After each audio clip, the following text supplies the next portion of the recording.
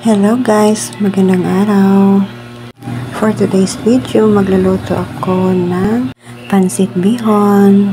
Wala kasi kami naisip guys, naubusan ng budget, kaya ito na lang ang ulamin namin ngayon. Maggawa ako ng pansit guys, at ang sahog ay sardinas.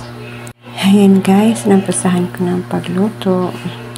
Ganyan lang ang pagluto ko, simple lang guys. Walang ibang sahog, kundi sibuyas lang, bawang at sardinas. Yan lang. Paborito kasi sa mga anak ko ang pansit na may sardinas guys.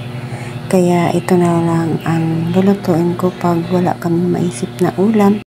Pansit bihon with sardinas guys. Yan, malapit na maluto guys. Ganyan lang kasimple ang aming ulam guys. Lalo na gipit na sa budget. Ganyan lang guys. At ito na guys, luto na po. Kain na po tayo.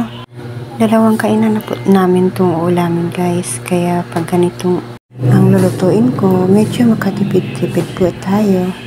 Kaya that's all for today guys. See you in my next video. So don't forget to like, comment, follow, and share. Bye and God bless.